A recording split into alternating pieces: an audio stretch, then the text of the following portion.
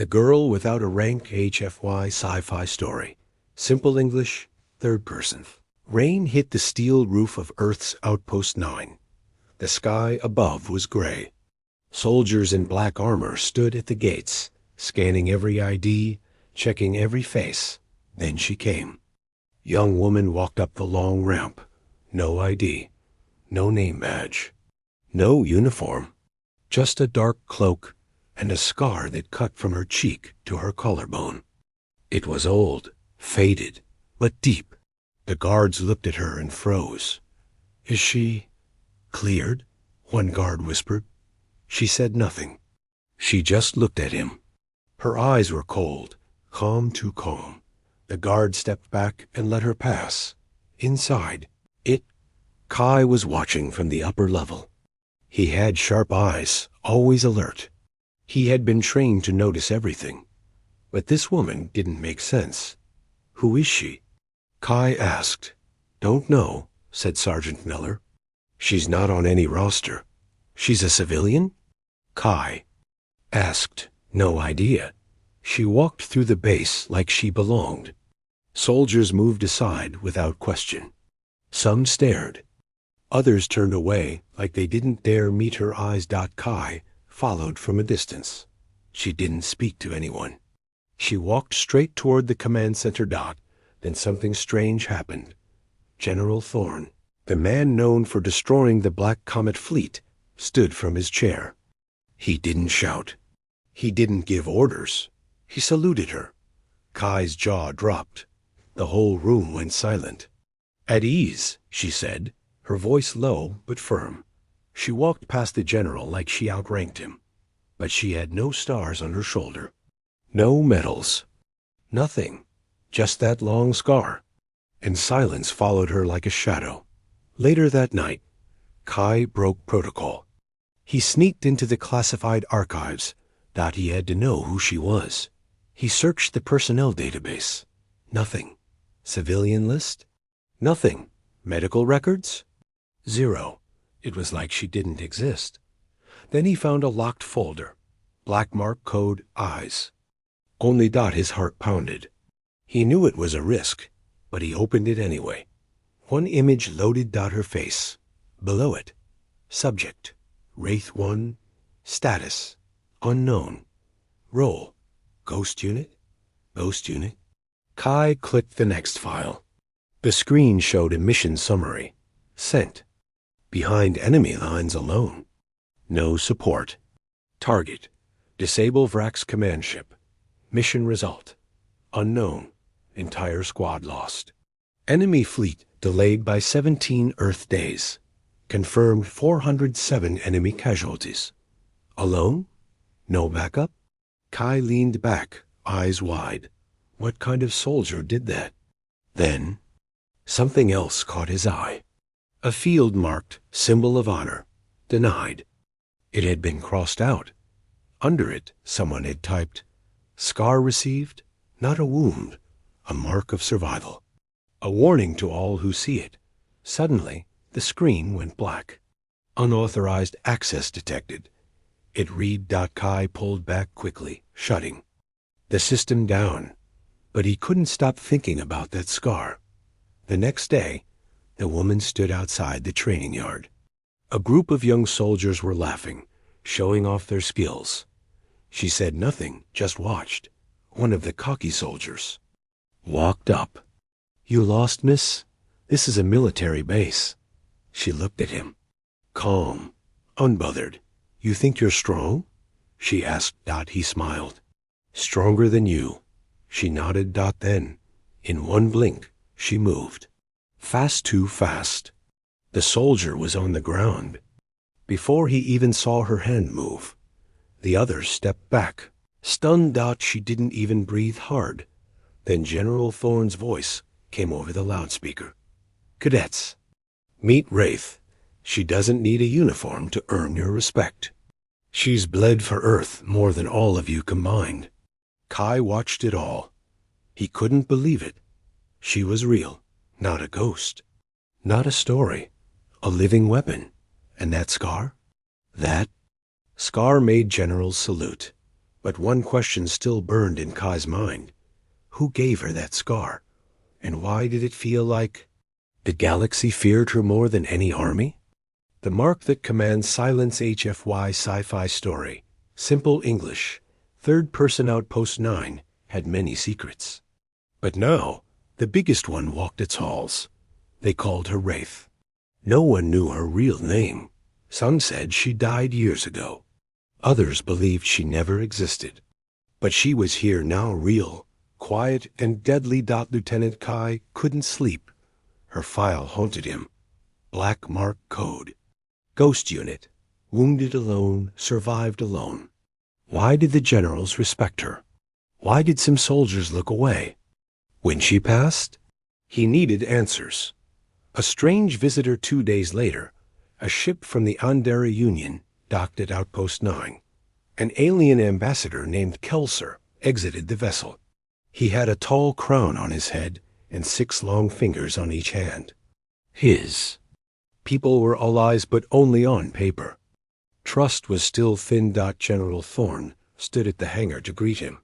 Behind him were soldiers, officers. And Wraith, the moment Kelser saw her, he froze. His black eyes went wide. His voice shook.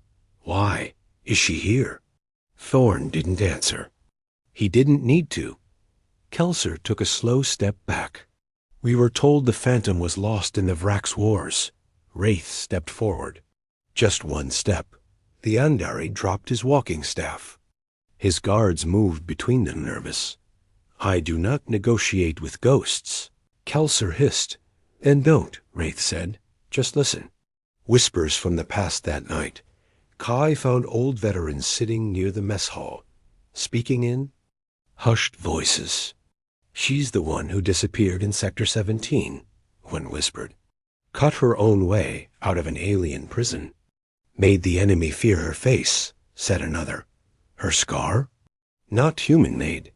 It's a mark left by the Vrax warlord himself. Kai leaned in.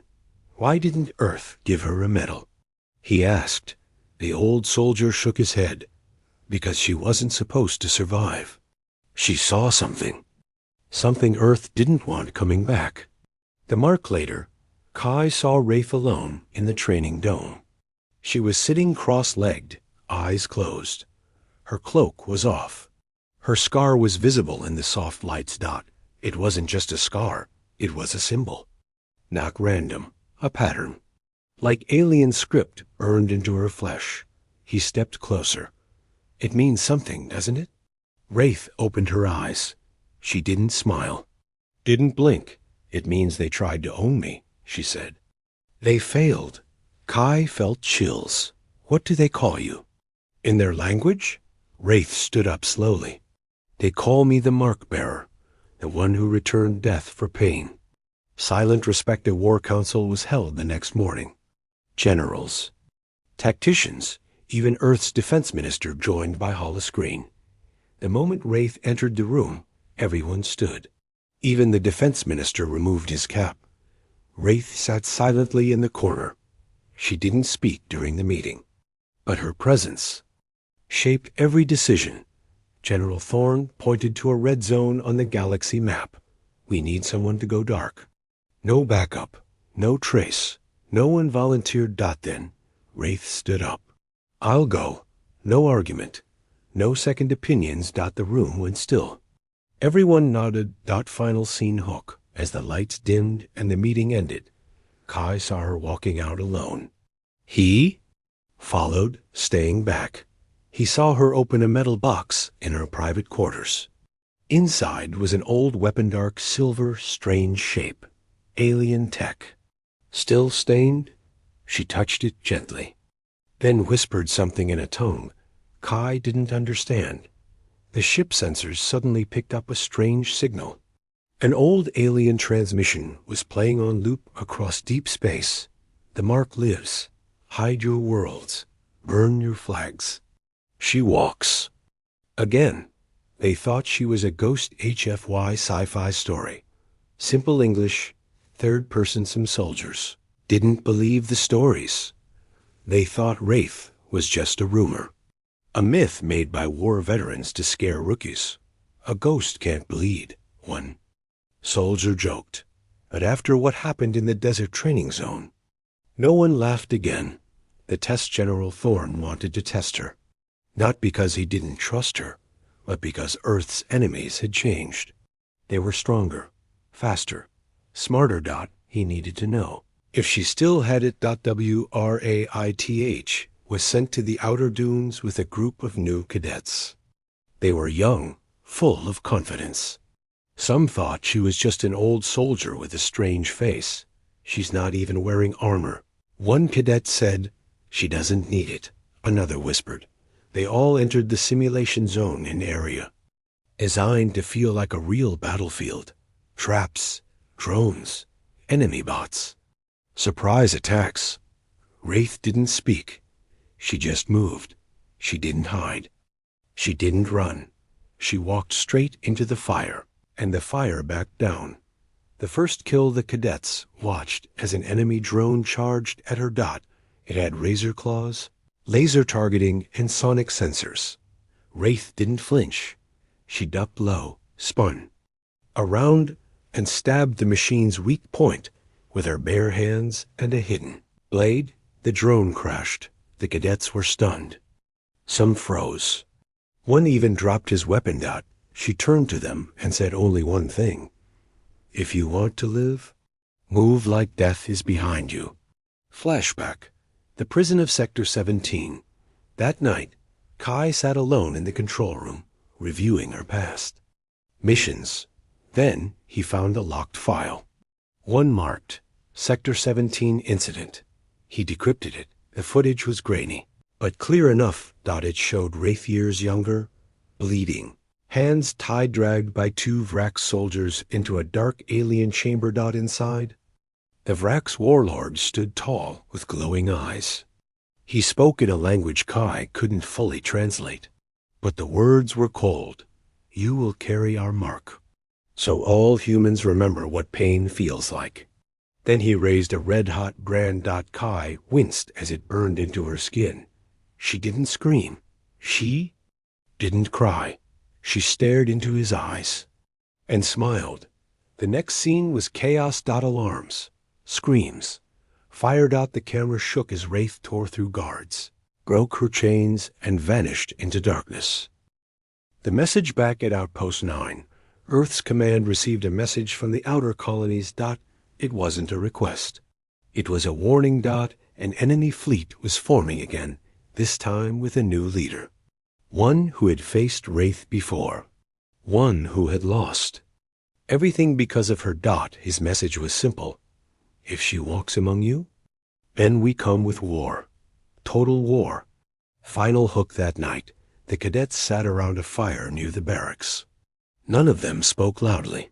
They had seen too much, and Wraith joined them.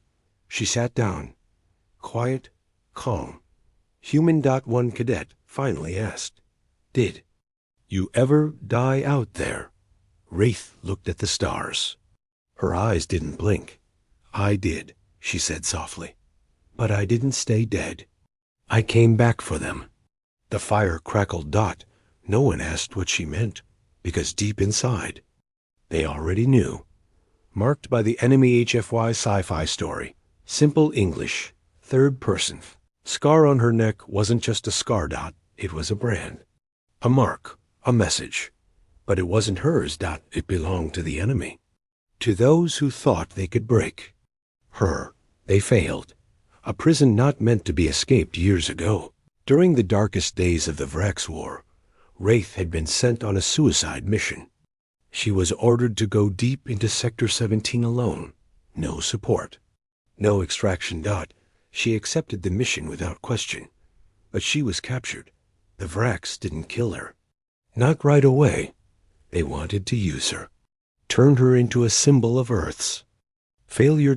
She was dragged to their war camp. Weak, bleeding, chained to a wall of stone. The Vrax warlord, Zez Kar, stood before her.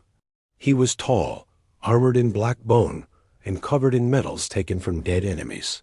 He looked at her like she was nothing. "You are brave," he said, But you are human. That means you will break. He didn't ask for surrender. He didn't ask for information, Dot. He simply ordered the mark. A glowing iron symbol, shaped like a spiral blade, was pressed to her skin, Dot. It burned deep. It was designed to stay forever. The enemy's plan the Vrax recorded. They wanted to send the footage to Earth, to show that one of their best had been claimed like property. She will walk back to her people, Zezkar said, as a warning. But they never sent the video, because she never gave them the chance. The night of fire, on the third night of her capture, Wraith faked sleep. When the guards got lazy, she moved. She broke her chains with a sharpened rock she had hidden under her skin. Yes, under her skin. She had cut her own arm to hide it during capture. One by one, she took the guards out silently. She didn't speak. She didn't scream. She moved like a shadow. She found her weapons, found her armor, found her strength. Then she set the camp. On fire. From the top tower, she carved the symbol into the wall again, but this time with alien blood. You marked me to shame me, she said. Now I wear it so you'll never forget me. Back to the present at Outpost 9, Lieutenant Kai watched as she stood outside under the night sky. Her scar glowed faintly in the moonlight. It wasn't natural. It shimmered like a signal. Why didn't you remove it? He asked, walking up. Behind her, Dot, she didn't look at him. Because now, it's mine. Kai didn't speak. She finally turned to him. They tried to make me a symbol of fear for Earth. Instead, I became a nightmare for them. A galaxy that remembers across the stars. The Vrax still tell stories of her, Dot, of the mark bearer, the one who walked out of a burning prison, the one who made generals bow, not with words, but with scars. Some Vrax soldiers leave the battlefield if they think she's near. Some planets shut down spaceports. If the scar is spotted, even her name is never said aloud in some alien circles. Because that mark, that wound, it became a warning. Final hook now. A new war is coming. A Vrax General One who once served under Zezkar is rising. He wants revenge. He wants the mark erased. But Wraith doesn't hide. She sharpens her blade, and this time she's not going in alone. Earth's silent weapon HFY sci-fi story. Simple English. Third person. Galaxy was changing again. Vrax forces were moving. Colonies were falling silent. Patrol ships were disappearing. Everyone knew something was coming. Everyone.